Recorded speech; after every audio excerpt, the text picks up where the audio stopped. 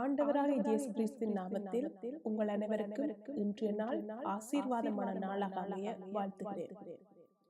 இன்றைய நாளை ஆண்டவராகிய இயேசு கிறிஸ்துவின் வார்த்தைகளோடு ஆரம்பிப்போம்.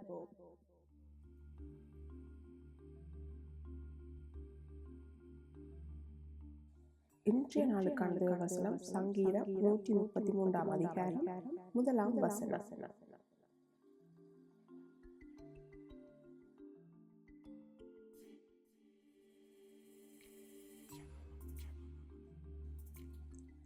இதோ சகோதரர் ஒருமித்து வாசம் பண்ணுகிறது எத்தனை நன்மையும் எத்தனை இன்பமும் ஆனது.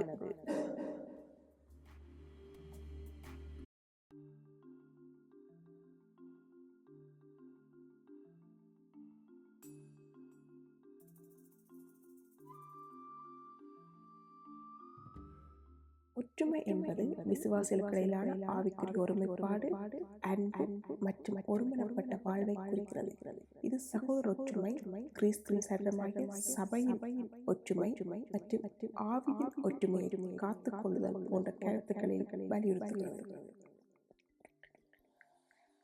பைபிள் கூறும் ஒற்றுமையின் முக்கியத்துவம். சபையின் பலம். ஒற்றுமை சபையை பலப்படுத்தி கிறிஸ்துவுக்கு சாட்சியாக நிற்க உதவுகிறது. ஆசீர்வாதம். சகோதரர்கள் ஒன்று கூடி வாழும்போது தேவன் ஆசீர்வாதத்தை கட்டளையிடுகிறார். அன்பின் அடையாளம். விசுவாசிகள் ஒருவருக்கொருவர் அன்பு கூறுவதன் மூலம் இயேசுவின் சீஷர்கள் என அறியப்படுகிறார்கள். பரிசுத்த ஆவியின் செயல். இது மனித முயற்சியால் மட்டுமல்ல, பரிசுத்த ஆவியானவரால் உண்டாகும் ஒருமைப்பாடு. ஒற்றுமை அல்லது ஐக்கியம் இதனை வீட்டிலே, சபையிலே, சமுதாயத்திலே, நாட்டிலே இன்று காணக்கூடுமோ என்ற கேள்வி எழும்பத்தான் செய்கிறது. ஆதி திருச்சபையில் கூட இந்த கேள்வி இருந்தது.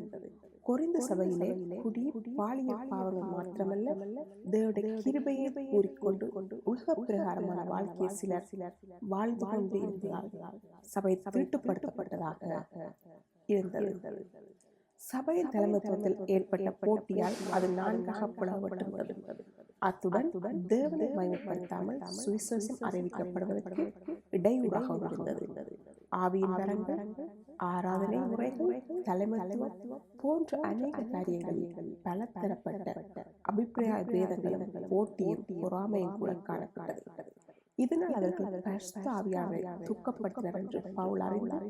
கொரிந்து சபைக்கு எழுதிய கடிதங்களையே நாம் வேதத்தில் வாசிக்கிறோம்.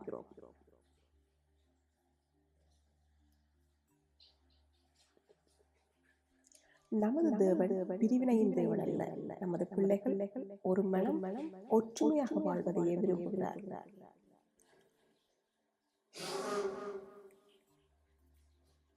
ஒரே கூட்டாக சாட்சியா விளங்குவது தேவனுக்கு பிரியம்.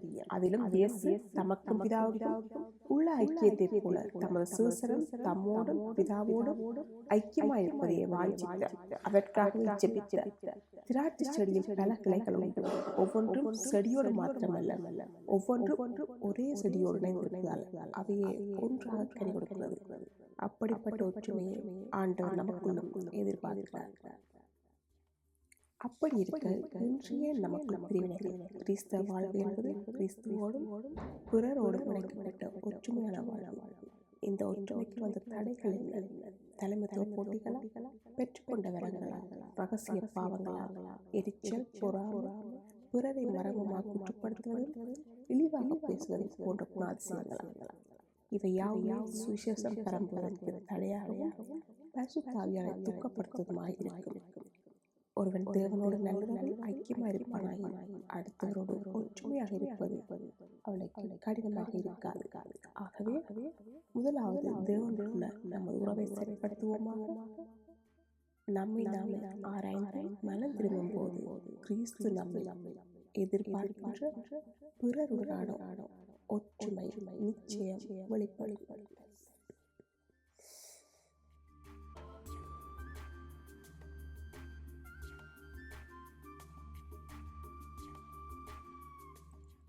இன்று நாளுக்கான ஜெபம். அன்புள்ள இயேசுவே, அன்புள்ள கிருபையோடு நல்ல தகப்பனே, இந்த காலை வேளைக்காய் உம்மை நன்றியோடு தேவனே, கூடியவரை அனைவரோடு ஒற்றுமையாக இருக்கவும் உமது உமது சுவிசேஷம் அறிவிக்க நான் தடையாக இல்லாதிருக்கும் உதவியர்கள் எங்கள் அனைவரையும் நம்முடைய கரங்களில் கொடுத்து எங்களுக்காக மரித்து உயிர் என்றும் வல்லமையோடு ஜீவித்துக் கொண்டிருக்கின்ற இயேசுவின் நாமம் ஜெபிக்கிறேன் நல்ல தகப்பனே.